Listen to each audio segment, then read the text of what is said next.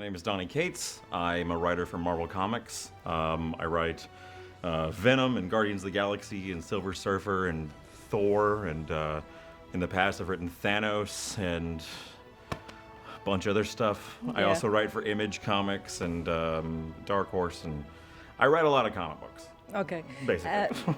I would like to ask you about the character Thanos. Sure. He's so famous in the Arab world. How do you see the character Thanos? Is he the villain, or his philosophic idea is good? Oh, he's absolutely a bad guy. Yeah. This whole notion people have that Thanos was doing the right thing is so absurd. And I'm the writer of Thanos, so I get to put my foot down. Yeah, that's why I'm asking you. Yeah. So the thing is people in those movies, his motivation is that he thinks that the world has finite resources, and so he needs to kill half of everybody, right? But when you're wearing the Infinity Gauntlet, you can do anything, such as make more resources. Yeah. So he just wants to kill people, which is fine, but just say that, right? I think that he's a really interesting bad guy, because in the comics, I don't know if you've read the comics, but his motivations in the books are different. In the book, he's in love with death, and not the idea of death, the persona of death, this beautiful lady in a black cloak who's sometimes a skeleton. And so in that way, every Thanos story is a love story, and he's just trying to kind of prove himself to her. He's a character who is the embodiment of bottomless hunger.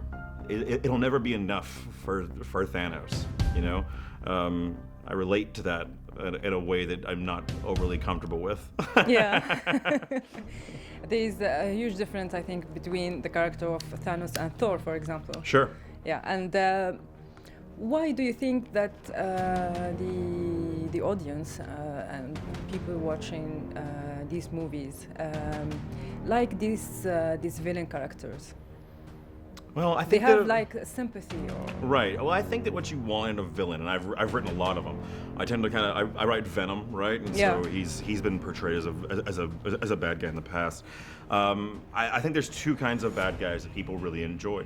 There's one where ideally what you want out of your bad guy is that he doesn't think that he's the bad guy.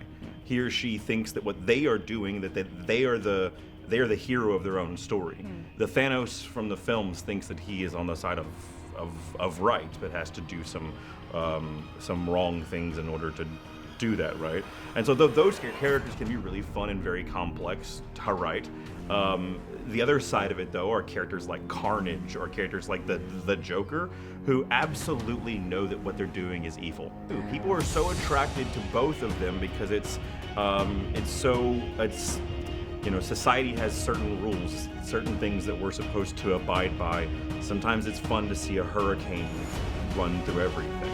You know, it's the line from The Dark Knight. It's, you know, some men just want to watch the world burn, and sometimes it's really entertaining to watch someone burn stuff.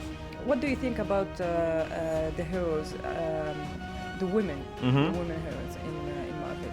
At Marvel? Yeah. I think we need more of them.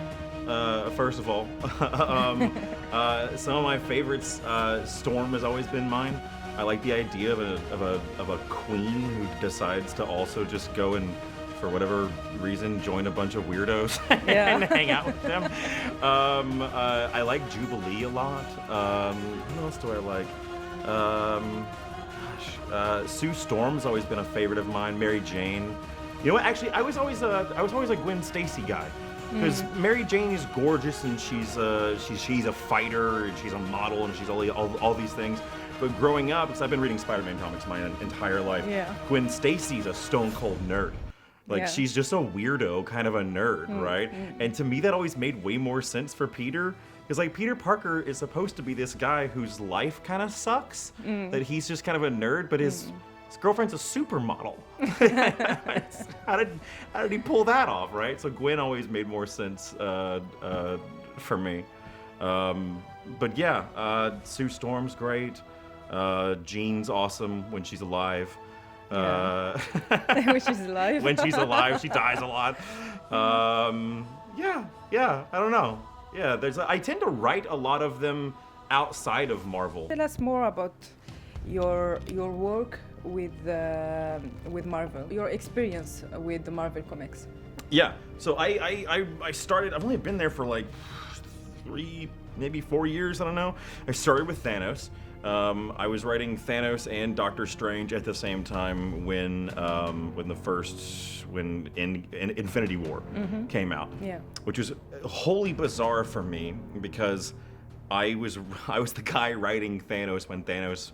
So like, I'll put it to you like this: when I got that gig, Infinity War wasn't out yet, right? And so I would tell my friends and my family, like, hey, I got a job at Marvel. I'm writing a character named Thanos. And they'd be like, who? I have no idea who Thanos is.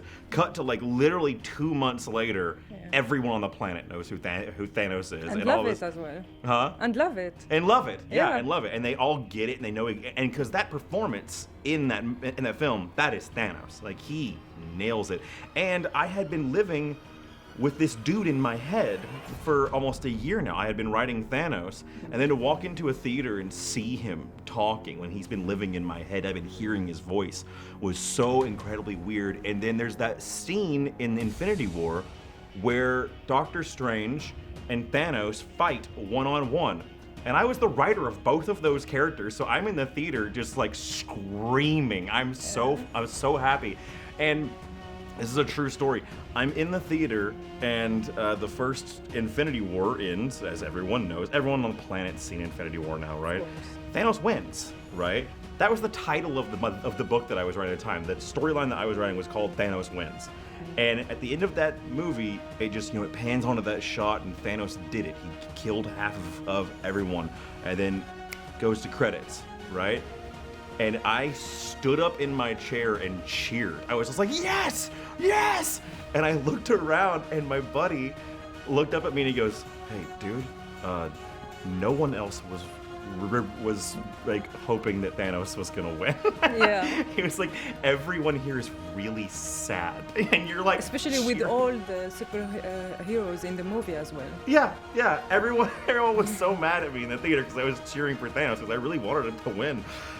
It's so funny seeing that movie because as a comic book reader, you could tell in the audience who had read comics and who hadn't, because everyone who read comics was really excited by the end of that because of course they're all gonna come back, guys. Like, they're not gonna kill Black Panther after he just made $1 billion. Like, you guys, Spider-Man, they're gonna keep on making Spider-Man films, guys. Calm down. But people who had never grown up reading comics and everything were devastated. I mean, if you didn't read comics and you hadn't read the Infinity Gauntlet or seen, like we were talking about, Jean Grey dies and comes back and dies and comes back. If you hadn't read that, what that must feel like watching that film and thinking that that's permanent must have felt awful, So it's really cool seeing an entire like generation of people kind of go through what everyone that I know who grew up reading comics, seeing them kind of go through the same process. It's great. My last question. In your opinion, what is the difference between writing comics and watching the movie with your characters? Well, for me, what is the feeling? Yeah, that's a good question because for me specifically, I'm one of about 15 people or so at Marvel who are exclusive writers. We hire a lot of writers, but there's a few of us that are like under contract, and we're kind of the, for lack of a better term, the architects of what happens at the entire Marvel Comics line, right?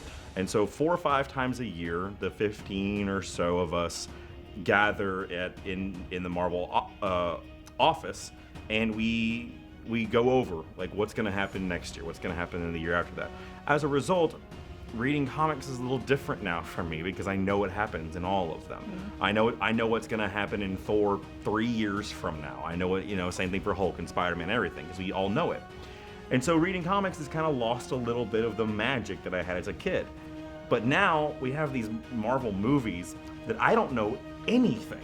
Like, I know a few tiny things because I have to, but for the vast majority of Marvel films, I go in and I get to be a kid again because I get to walk in there and be like, oh my God, is Spider-Man gonna be okay? you know, which is not a feeling that I've had since I was 6, 7, you know, or hell, 3 years ago. So it really is, it's so magical for me because I get to be a little kid again when I watch these things. Now, Kevin Feige just became head of like Marvel Comics as well, so I'm probably gonna know all that stuff too now, and I'm bummed because I don't want to. So thank you. Of course, thank you. Good luck with your future characters. Thank you.